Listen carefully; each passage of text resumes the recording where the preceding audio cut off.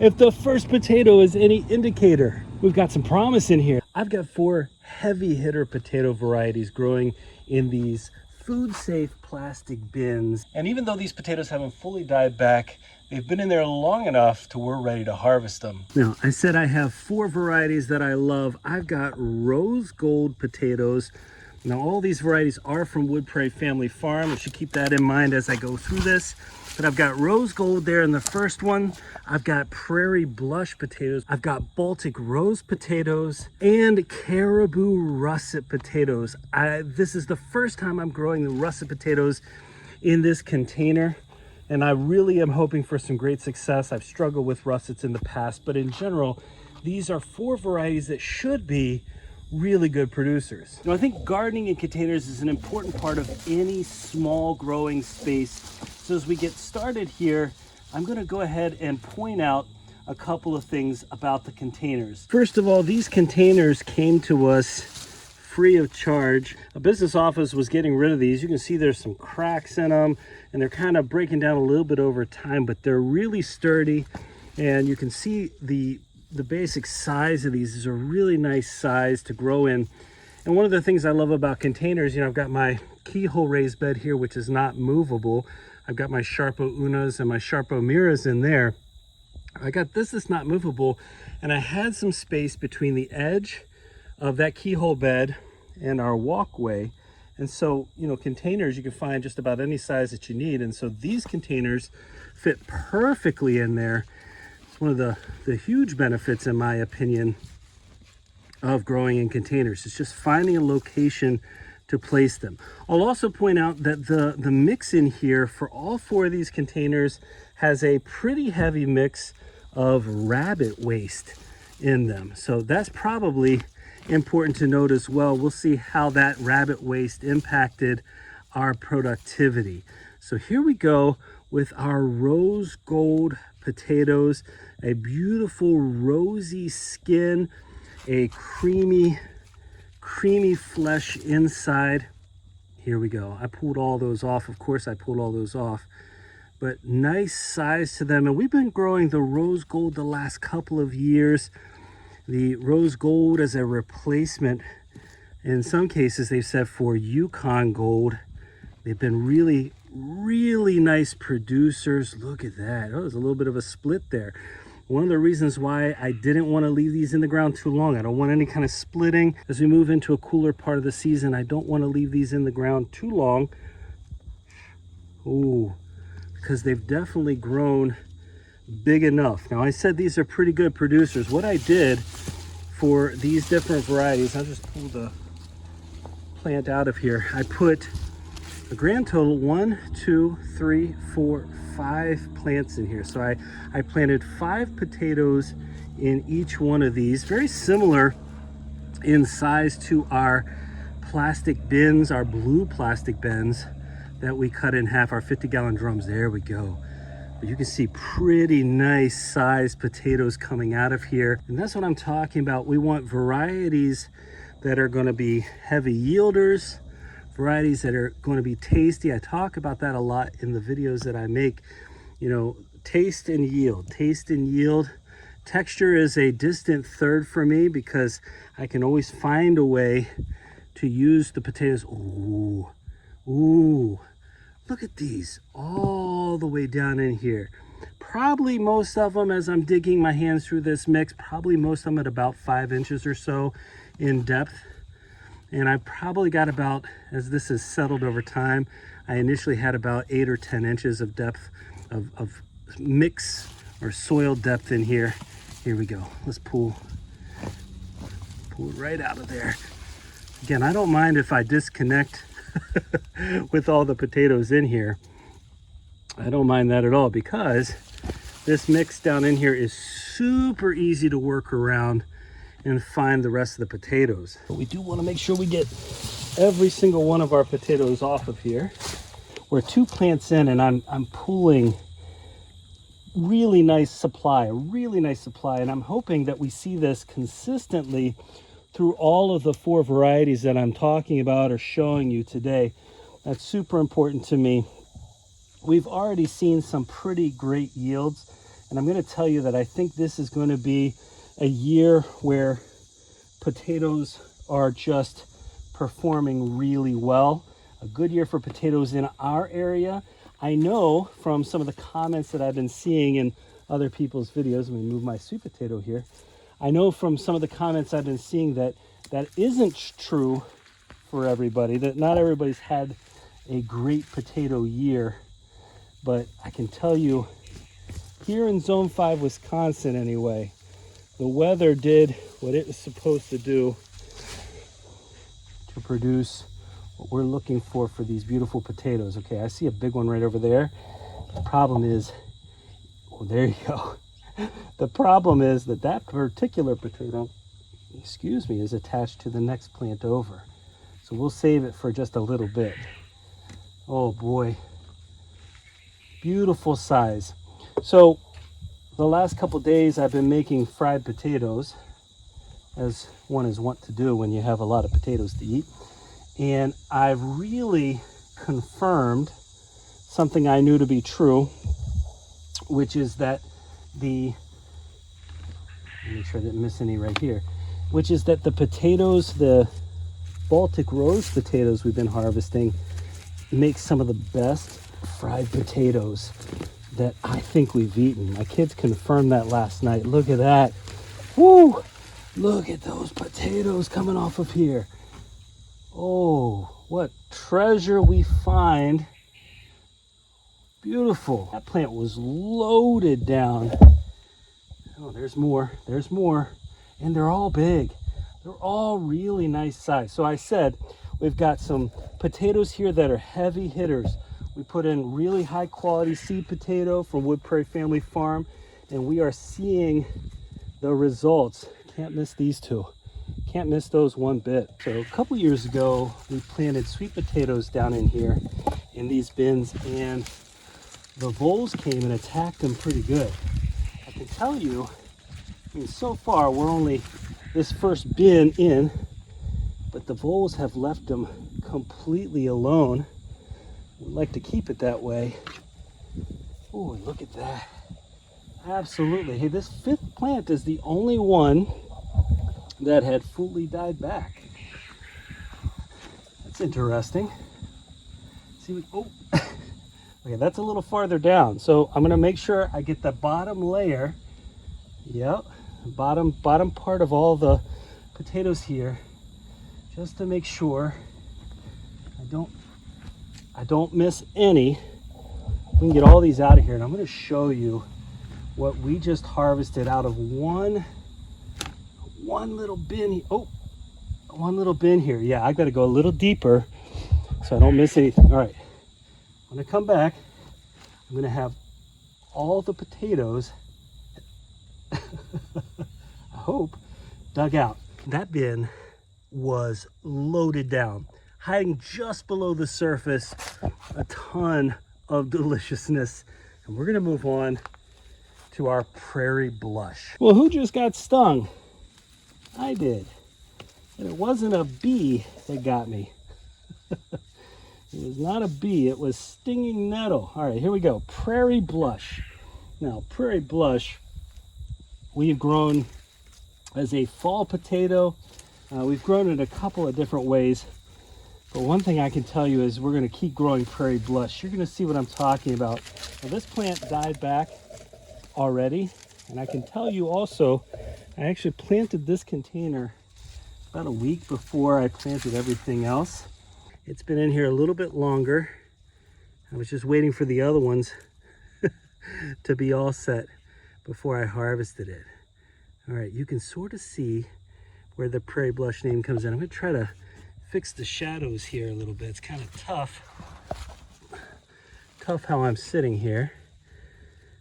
You can see this pink, the pink blushing color here. Here's the name, prairie blush. Now the prairie blush, as I said, has been a variety that we've grown the last couple years. And I said we grew it as a fall potato. It did quite well as a fall potato for us.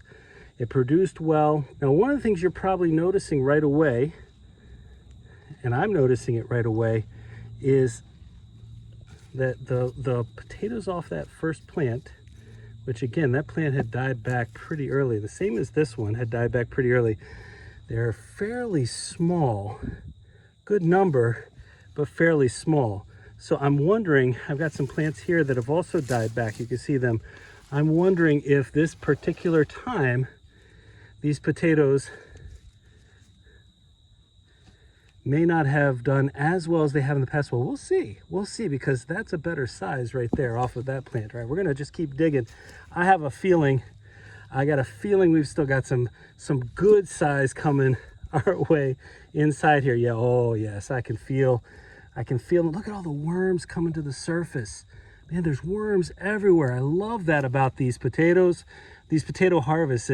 You know, I'm sure the worms don't appreciate my sending all these vibrations in here as I'm kicking and stirring up their home, but I appreciate seeing them. Oh wow, it's way down in there. For this particular variety, which is an earlier season variety, I really probably shouldn't have left them in there this long, and yet, oh, I did. And yet we have some beautiful potatoes coming out of here. Oh, look at that, hidden in there. All right, so we've got some good size in here. I was maybe a little worried for nothing about the potatoes coming out of here. Absolutely. Oh, look at that. Yeah, they're in there. Well, again, this variety has done well for us. Size-wise, consistency-wise, it's a beautiful, beautiful potato. One that, again, works really well as an early season potato. Works really well as a potato for fall planting. Now, we've already done our fall potato planting back in July. Once I harvested out the rest of the garlic, then I went ahead and got potatoes planted at that time. And so I would suspect that here in the next couple months, we'll be harvesting a whole bunch more potatoes beyond what we've already harvested there. That's that beautiful blush, that pink color. Isn't that beautiful? And I think that's just a stunning look. Hello, worm. Here, let's keep going. Yes, that first plant was not indicative. Look at those, look at all the size we got out of here. That wasn't indicative of where we were going to go with this harvest. You know, sometimes you get that feeling that things aren't going to go well there for a bit. Gotta persevere, persever through it. I think this is a really good showcase, though, of that difference between the early season, you know, early, mid, late season. You can see the difference in terms of plant development, plant dying back, and what that means as far as my early season or even my mid-season potatoes. They're going to be a lot farther along. They're going to develop faster. The plants are going to die back faster. And that's important to note. You don't want to leave them in the ground too long. You'll start to see, especially if there's a lot of rain, you'll start to see decay. The other thing that can happen is they can leave that state of dormancy and start to sprout again. And you don't want that to happen either. I mean, for potatoes like this, we're gonna bring them into cure. Oh, there we go. It's popping out of there. We're gonna bring them into cure for a couple of weeks so that we can get as much storage life as possible.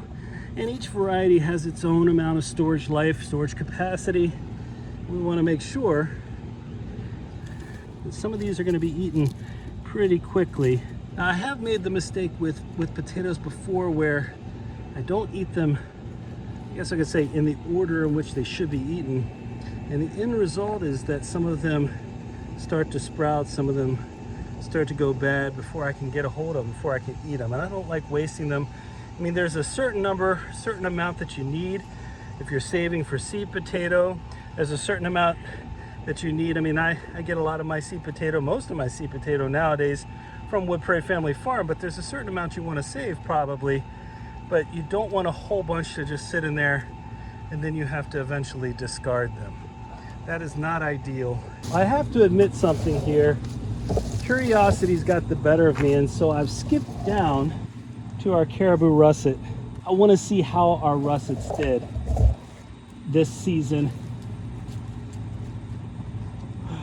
And if the first potato That beautiful russeting. If the first potato is any indicator, we've got some promise in here. That is a beautiful baked potato. Look at that. Oh, that's hefty. Well, I'm not going to say they're all going to look like that because, I mean, come on. I said I've struggled with this variety, but let's get a little closer. All right, let's see what else is on here. I have unhooked whatever was connected. That's not bad. That's not bad at all. I mean, they're not that same huge potato like the first one, but my word, I feel it. I just swallowed a mosquito. I am surrounded by mosquitoes right now. I just swallowed one. Hope it doesn't sting me from the inside. Oh, wow. Let's get down a little bit lower. I don't know how many russets are going to be attached. I feel the next plant over. I don't know how many russets are going to be attached. I'm wondering if we're going to get like one big one and then a bunch of pretty decent sized ones also attached. Here's some baby russets right there. All right, this is what I've often grown in the past. Seriously, that's the problem. So when I say I've struggled in the past, I mean growing a lot that smaller size, but now I'm seeing a consistent, this might be, I'm not gonna not going plastic here. This might be our best in terms of general size. Boy, would I enjoy eating a whole bunch of baked potatoes. Skin on, especially if they're nice and healthy. These look super healthy. Yeah, let's get a couple. Again, that's what I've grown in the past, but this is what I'm getting this season. Oh, it's lovely. It is lovely. Now, what do you put on your baked potato? What do you put on your russet potato? What's your go-to? For me, I like sour cream. There's no doubt about that. I like sour cream. Ooh, okay. Yeah, I can just picture this now. We cut this open, a little bit of butter, a little bit of sour cream. I like chives. Oh, there's more. There are more. Let's get this next one out of here. Again, 5 seems to be a good number. Oh, what's that? What's that right there? That's a monster. That is a monster caribou russet. Well, Jim from Wood Prairie Family Farm and I were chatting, and he referenced the caribou russet as an easy to grow russet potato if I like those.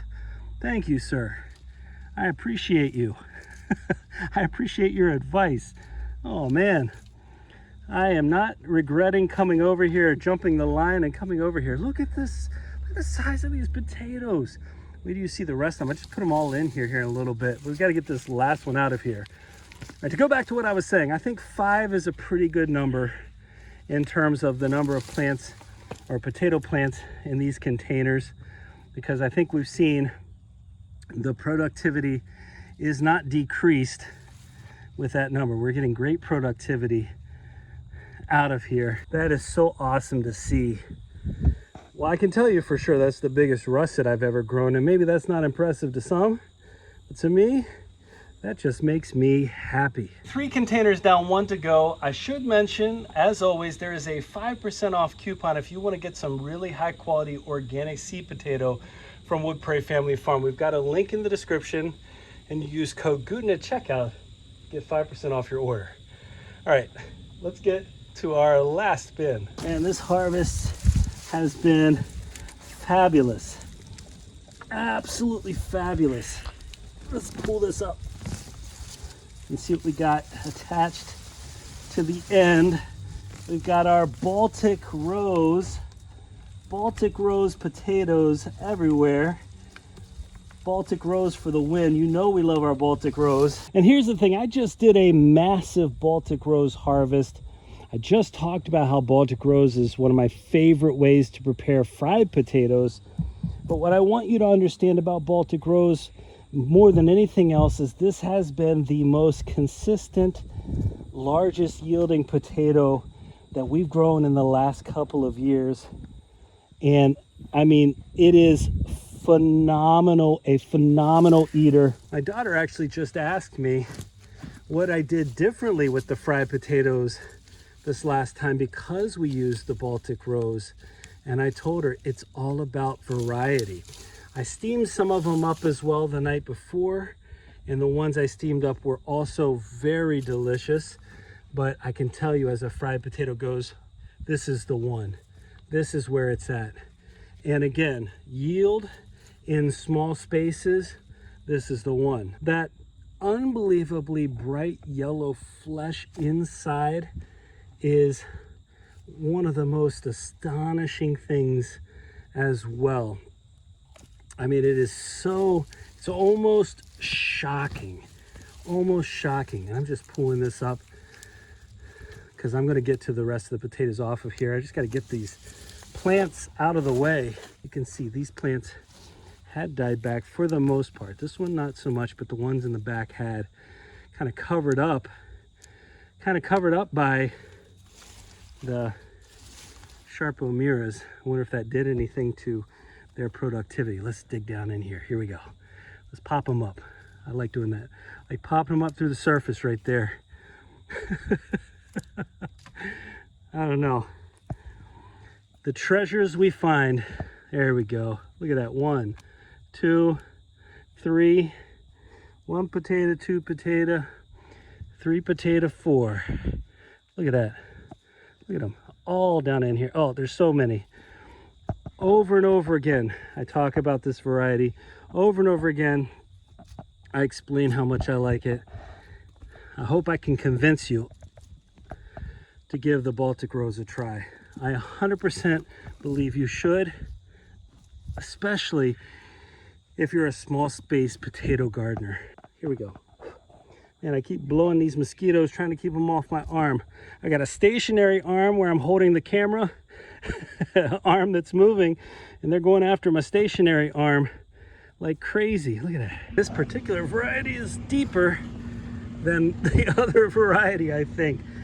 As I keep going down, feel if I've got everything, they're just more that you know, my fingers just happen on more. And I have to be a little bit careful, because if you've never experienced running your fingernail or your finger over top or into a potato as you're trying to harvest, it is incredibly painful, especially if you don't have much of a fingernail. It can be incredibly painful, and that pain doesn't go away quickly. Oh man. Oh, yep, there are the next 2 plants right there. Yeah, these are heavy hitters. I think they can handle some of the adverse climate or adverse situations they find, growing situations they may find themselves in, based on what I see for performance. Now, my potato harvest videos wouldn't be complete without a walnut. Thank you very much, Mr. Squirrel, or whoever it was. I'm assuming it was Mr. Squirrel. And I hope you enjoy the fact that right now we're going into potato harvest season, so you're going to get a lot of potato videos. They're some of my favorite to record. Hope you don't mind that piece at all, because I know I don't mind recording them. All right, let's stack all of our potatoes on here. And there we are. There's our Baltic Rose, Caribou russet, Baltic Rose, our Prairie Blush, and without a doubt our Rose Gold. Unbelievable. What a fun harvest. Our Baltic Rose weigh in at 11 point. I'm gonna go with 11.12 because I see it all over the place there. All right, our russets weigh in at we didn't go with 9.58 pounds. Prairie Blush is gonna be a little lighter, which I expected. About 6.18, I would say. Rose Gold actually topped out the Baltic Rose. We're looking at about 14.47 pounds of potatoes. That is wild. Well, folks, that was a blast. Harvesting the largest russet I've ever grown. Some fantastic Rose Gold, superb Prairie Blush, and of course, our Baltic Rose. And you can't go wrong. Container gardening, high quality seed potatoes, and the results are just exactly what we want to see coming out of here. I've got a whole bunch more potatoes to harvest as well. Hey, I hope you enjoyed today's potato harvest video. Don't forget that 5% off coupon from Wood Prairie Family Farm if you're interested in some high quality organic seed potatoes. And stay tuned for some more great potato harvesting content, because I promise you it's coming. This has been a great year for potatoes here in Zone 5, Wisconsin, and I can't wait to show you more. Hey, I hope you enjoyed today's video, and if you did, don't forget to give us a like, leave us a comment, remember to share and subscribe, and most importantly, remember, when you're with us, you are good to grow.